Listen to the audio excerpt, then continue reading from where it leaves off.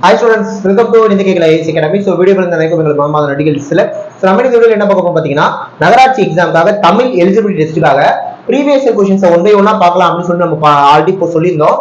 அந்த வகையில இன்னைக்கு பார்க்க போறது பார்ட் 1. இதுல ஆல்ரெடி தமிழ் எலிஜிபிலிட்டியில நடந்த கேள்விகளை எடுத்து பார்க்க போறோம். ஒரு 20 क्वेश्चंस வந்து பாத்தீங்கன்னா நம்ம இன்னைக்கு பார்க்க போறோம். சோ 20 क्वेश्चना பார்க்கலாம். இது பார்ட் 1. வீடியோக்குள்ள வந்த எல்லாமே தயவு செய்து இந்த வீடியோவை கடைசி ஸ்கிப் பண்ணாம ஃபுல்லா பாருங்க. நம்ம போடுற வீடியோஸ் பார்த்தாலே போதும், நீங்க தமிழ் எலிஜிபிலிட்டிக்கு தனியான ப்ரிப்பேர் பண்ணவே தேவையில்லை. சரிங்களா? யாராவது ஃபர்ஸ்ட் வருஷம் சேனல் வந்தீங்கன்னா மறக்காம நம்ம சேனல் சப்ஸ்கிரைப் பண்ணி பக்கத்துல பெல் ஐகான் வச்சுக்கோங்க. அப்பதான் நம்ம போற வீடியோஸ் பார்த்தா உங்களுக்கு சேரும். ஏன்னா நகராட்சி எக்ஸாம்காக நம்ம நிறைய வீடியோஸ் போட்டுட்டு இருக்கோம். சப்ஸ்கிரைப் பண்ணி ஃபாலோ பண்ணாதான் அது உங்களுக்கு யூஸ்ஃபுல்லா இருக்கும். சேம் வீடியோ லைக் பண்ணுங்க, கமெண்ட் பண்ணுங்க, ஷேர் பண்ணுங்க. வாங்க வீடியோல எல்லா வீடியோக்குள்ள போக முன்னாடி நகராட்சி எக்ஸாம்ல சிவில் பொறுத்த வரைக்கும் இன்ஜினியரிங் டிப்ளமோ, ட்ரிபிள் பொறுத்த வரைக்கும் இன்ஜினியரிங் டிப்ளமோ, மெக்கானிக்கல் பொறுத்த வரைக்கும் டிப்ளமோ, இது எல்லாத்துக்குமே நம்ம அகாடமில online class, online test material தனித்தனியா இருக்கு. கம்பைண்டா வாங்கினாலும் சரி, தமிழ்நாட்டிலே பாத்தீங்கன்னா நம்ம தான் ஃபீஸ் ரொம்ப ரொம்ப கம்மியா வச்சிருக்கோம். ஜாயின் பண்ண நினைக்கிறவங்க இந்த 3 நம்பர்ல எந்த நம்பர் வேணாலும் கான்டாக்ட் பண்ணி டீடைல் கிட்ட ஜாயின் பண்ணிக்கலாம். சோ இப்போ நம்ம வீடியோக்குள்ள போயிடலாம். ரைட், ஃபர்ஸ்ட் பார்க்க போற क्वेश्चन பேப்பர் பொறுத்த வரைக்கும் இது இப்ப லேட்டஸ்டா டிஎன்பிஎஸ்சி நடந்த ஒரு தமிழ் எலிஜிபிலிட்டி क्वेश्चन தான். ஓகேவா? இதுல மொத்தமா 100 क्वेश्चन இருக்கும். நம்ம அப்படியே 20 பார்க்கலாம். ரைட்டா? ஃபர்ஸ்ட் क्वेश्चन பாருங்க, நீங்களே பாருங்க கேள்வியோட தரத்தை. இது நான் ஒரிஜினலா கொடுத்த क्वेश्चन தான். சரிங்களா? பார்க்கலாம். ஃபர்ஸ்ட் क्वेश्चन பாருங்க, ஆங்கில சொல்லுக்கு நேரான தமிழ் சொல் தருக. அதே மாதிரி நம்ம ஜஸ்ட் இந்த क्वेश्चனை பார்த்தா மட்டும் பத்தாது. ஓகேவா? ஏன்னா இது டிஎன்பிஎஸ்சியோட क्वेश्चन, இதே ஆன்சரும் இருக்கு. அப்ப எதுக்கு இந்த வீடியோ பண்ணா இது ரிலேட்டடா இருக்க எல்லா क्वेश्चனும் நம்ம தெரியணும். இப்போ உதாரணத்துக்கு ஆங்கில சொல்லுக்கான தமிழ் சொல் கேக்குறாங்கன்னா சோ அது ரிலேட்டடா எல்லாமே நம்ம படிச்சுக்கணும். அப்ப கண்டிப்பா ஆங்கில சொல்லுக்கான தமிழ் சொல் கண்டிப்பா கேள்வி கேட்க போறாங்க. புரியுதா? ஃபேக்ஸ்னா என்னன்னு கேக்குறாங்க. ஃபேக்ஸ்னா என்ன வரும்? தொலைநகல் எந்திரம். சோ தொலைநகல் எந்திரம். ஓகேவா? தொலைநோக்கு எந்திரம்னா கிடையாது, தொலைநகல் கருவி கிடையாது. ஃபேக்ஸ்ங்கிறது ஒரு மிஷின், ஒரு எந்திரம். ஓகேவா? அப்ப தொலைநகல் கருவி அப்படி தொலைநகல் இயந்திரம் அப்படிங்கிறது தான் ஃபேக்ஸுக்கான தமிழ் சொல். அப்ப ஆங்கில சொல்லுக்கு நேரான தமிழ் சொல் கேட்கறாங்க. இதுக்கு வந்து ஸ்கூல் புக்ல விழுந்து விழுந்து படிக்கணுமா? அப்படிலாம் அவசியம் கிடையாது. ஓகேவா? அப்படியே அடுத்த क्वेश्चन பாருங்க, நீங்களே பாருங்க. ரெண்டாவது क्वेश्चन பாருங்க, பிறமொழி சொல்லுக்குரிய தமிழ் சொல். ஓகே, இப்ப மாஸ்க்னு ஒரு அது தமிழ் என்னன்னு கேக்குறாங்க பாருங்க. மாஸ்க், மாஸ்க்னா என்னது? தலைக்கவசம்னா ஹெல்மெட். ஓகேவா? மூக்கு கவசம் இல்ல, முகமூடி இல்ல, முகக்கவசம். முகக்கவசம் தான் மாஸ்க். ஓகேவா? முகக்கவசம் தான் மாஸ்க். அப்ப மாஸ்க்னா முகக்கவசம். ஓகே, அடுத்த क्वेश्चन, ஊர் பெயரின் மறு. கோயம்புத்தூர்னா என்னது? கோவை. சார் அப்படின்னா இப்ப தஞ்சாவூர்னா தஞ்சை அப்படின்னு சொல்லுவாங்க, தஞ்சாவூர்னா தஞ்சை அப்படின்னு சொல்லுவாங்க. அந்த மாதிரி கோயம்புத்தூர்னா கோவை அப்படின்ட்டு சொல்லுவாங்க. ஓகேவா? இதெல்லாம் என்னங்க? இதெல்லாம் படிக்கணுமாங்க, ஸ்கூல் புக்ல படிக்கணுமாங்க? இதெல்லாம் பேசிக்காவே தெரியுமே. நீங்க எலிஜிபிளை பார்த்து பயப்படுறீங்க. முதல்ல எலிஜிபிள் அப்படிங்கிறது 100க்கு 40 எடுத்தா போதும். கேள்விகள் எல்லாமே பாருங்க ஈஸியா தான் இருக்கும். அடுத்து பாருங்க, அடுத்து இது ஒரு கொஸ்டினா நம்ம அகாடமி திருச்சியில தான் இருக்கு. ஊர் பெயரின் மறு. திருச்சிராப்பள்ளினா என்னது? திருச்சி. திருச்சிராப்பள்ளினா மருவுனா என்னது? திருச்சி. அதாவது மருவுனா ஒண்ணும் இல்ல, ஒரு உண்மையான பேரு மருவி இப்படி கூப்பிடுறாங்க. ஆக்சுவலா ரெண்டுமே கரெக்ட் தான், ரெண்டுமே கரெக்ட் தான். இது வந்து பாத்தீங்கன்னா எழுத்துல எழுதுறது, இது சொல்றப்ப இப்படி சொல்லி பழகிட்டோம். ஆனா ரெண்டுமே கரெக்ட் தானே, அதுதான் மருவுன்னு சொல்றாங்க. அடுத்து அடுத்து பாருங்க, அடுத்து கும்பகோணத்துக்கும் மருவு என்னன்னு கேக்குறாங்க. மடந்தை, சிந்தை, குடந்தை, கோயில் நகர். கும்பகோணத்துக்கு மருவு என்னது? குடந்தை. அடுத்து சரியான நிறுத்தற்குறிகள் இடப்பட்ட தொடர். இதெல்லாம் தெரியாதுங்க உங்களுக்கு? பாருங்க, அடடா எவ்வளவு சிற்பங்கள் ஸ்டேட்மெண்ட். அடடா எவ்வளவு சிற்பங்கள். இதுனா அடடா கேள்வி கேட்போமா? இங்க பாருங்க, கேள்வி கேட்கிறாங்க. அதாவது அடடா எவ்வளவு சிற்பங்கள், இது ஒரே ஸ்டேட்மெண்ட் அது வராது. அடடா பிரிக்கிறாங்க, அம்மா போட்டு வராது. அடடா கேள்வி. அதாவது அடடா எவ்வளவு சிற்பங்கள். அப்ப நம்ம அப்படி கொஞ்சம் ஹைப்பாய் சொல்லுவோம், ஆச்சரியக்குறி. அப்ப இங்க ஆச்சரியக்குறி வரும். இங்கிலீஷ்ல சொல்லணும்னா எக்ஸ்கிளமேட்டரின்னு சொல்லுவாங்க, எக்ஸ்கிளமேட்டரி ஸ்டேட்மெண்ட்னு சொல்லுவாங்க.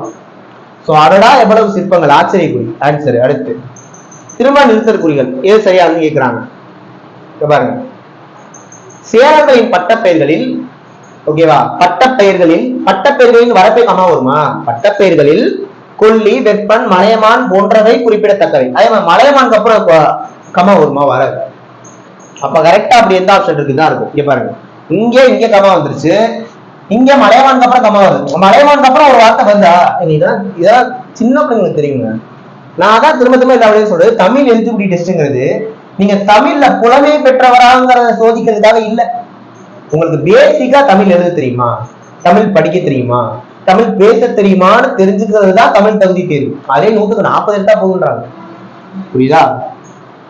இதான் ஆன்சர். இது போக வந்தீங்களா? இதெல்லாம் போட்டுருவீங்களா? அடுத்த கேள்வி பாருங்க. பேச்சு வழக்கு சொற்களை எழுத்து வழக்கு சொற்களாக மாற்றுக. சிரட்டையில் நீத்து பாகத்தை வடித்து நீட்டினான். சிரட்டையில் நீத்து பாகத்தை வடித்து நீட்டினான். அதாவது சிரட்டையில மேல் கஞ்சியை வடித்து நீட்டினான். அதான் கரெக்ட். சிரட்டையில் மேல் கஞ்சியை வடித்து நீட்டினான். இதுதான் ஆன்சர். புரியுதா? அடுத்து எழுத்து வழக்கு தொடரை கண்டறிக. சோலைக்குள் சத்தம் இல்லாமல் தென்றல் வீசியது. அது வந்து என்னது? எழுத்து வழக்கு தொடர் இல்ல பேச்சு வழக்கு தொடர். சோலைக்குள்ளே சத்தம் இல்லாமல் தென்றல் வீசியது. சோலையிலே சத்தம் இல்லாமல் தென்றல் வீசியது. அப்படிலாம் எழுத்து வழக்குனா சோலைக்குள் சத்தம் இல்லாமல் தென்றல் வீசியது. அவ்வளவு. அடுத்த கொஸ்டின். பொருத்தமான காலம் அமைத்தல். கபிலன் வேலை செய்தால் ஊதியம் பெறுவான்.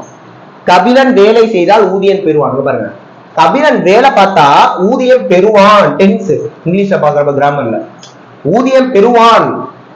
பெற்றான் அப்படின்னா இறந்த காலம். பெறுகின்றான் அப்படின்னா நிகழ்காலம். பெறுவான் அப்படின்னா எதிர்காலம். சான்ஸ் எதிர்காலம். அவ்வளவுதான். ஓகேவா? விண்கோள் மாலை சொல்கள் இணைத்து பார்த்து சரியான சொல்லை தெரிவு செய்க. விண்மீன். ஓகேவா? அதாவது இந்த 4 வார்த்தைகளை நீங்க எப்படி வேணாலும் பயன்படுத்திக்கலாம். ஏதாவது ஒன்று சேர்த்தா மீனிங்ஃபுல் வார்த்தை வரணும். விண்ணை மீனை சேர்த்தா விண்மீன் வருதுல, இதெல்லாம் சும்மா சின்ன பிள்ளைங்களுக்கு கொடுக்குற பசில் மாதிரி. என்ன விண்மீன்? இதை தாண்டி சார் இப்ப இந்த ஆப்ஷனை மறைச்சிருவோம். இந்த 4ஐயும் கொடுத்தாலும் எங்களுக்கு கண்டுபிடிக்க தெரியாது சார் சொல்லுவீங்கன்னா, 4 ஆப்ஷனை படிச்சு பார்த்தா நமக்கு தெரியாதா? விண்மீன் ஒரு வார்த்தை இருக்கிறது நமக்கு தெரியாதா? அழகா அடிக்கலாம். அடுத்து குமரன் மழையில் நனைந்தனன். ஓகேவா? முன்னாடி நாட்களை பத்தி பேசுறாங்க. இறந்த காலம். உரைத்த வேர்ச்சொல். உரைத்த வேர்ச்சொல். வேர்ச்சொல் பொறுத்த வரைக்கும் படிக்கணும். என்ன வேர்ச்சொல் அப்படிங்கிறது? என்னன்னா ஒரு வார்த்தை கொடுத்துருக்காங்கன்னு வச்சுக்கோ, அத சுருக்கி எழுதணும். சேம் டைம் அப்ப உரைத்தனா வேர்ச்சொல்லா? அப்படி கிடையாது. உரைத்த அதோட அதை சுருக்குனா உரைன்னு வருது.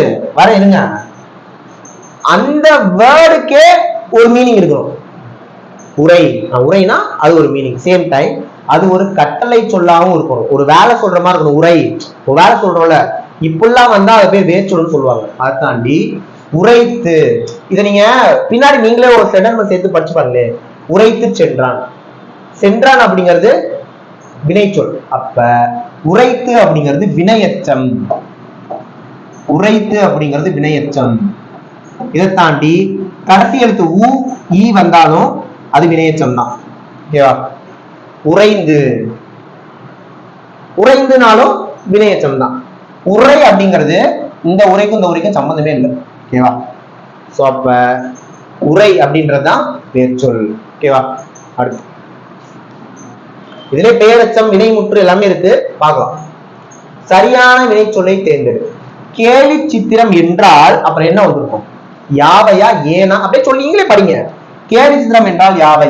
நல்லா இல்ல. கேலி சித்திரம் என்றால் ஏன்? என்றால் ஏன் என்ன? கேலி சித்திரம் என்றால் எப்படி? என்ன கேலி சித்திரம் என்றால் என்ன? அதான் மீனிங். அப்ப அதான் என்னதான். அடுத்து முதல் ஆழ்வார்கள் எங்கு பேர்? என்ன பேர்? எப்படி பேர்? எத்தனை பேர்? எத்தனை பேர்? எவ்வளவு எளிமையா இருக்கு பாருங்க. மிக எளிமையான மொழிங்க தமிழ்.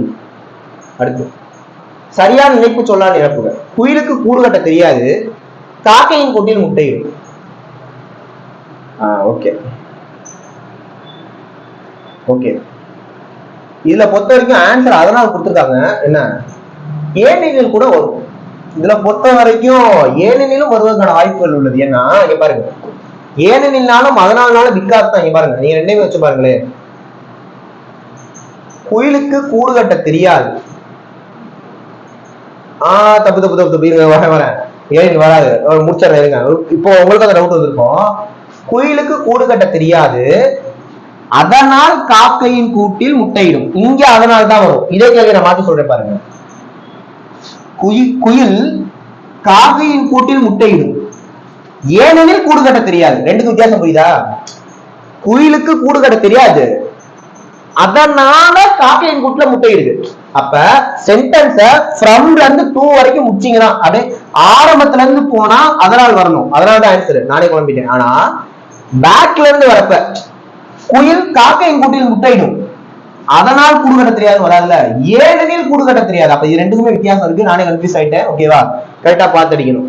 குயிலுக்கு கூடு கட்ட தெரியாது, அதனால் காக்கையின் கூட்டில் முட்டையிடும். இது குயில் காக்கையின் கூட்டில் முட்டையிடும் ஏனெனில் கூடு கட்ட தெரியாது. அப்ப ரெண்டுமே பாத்துக்கணும். இது முன்னாடி வந்து இது பின்னாடி வந்திருந்தாதான் நீங்க என்ன கொடுக்கணும், ஏனெனில் கொடுக்கணும். அடுத்த கேள்வி.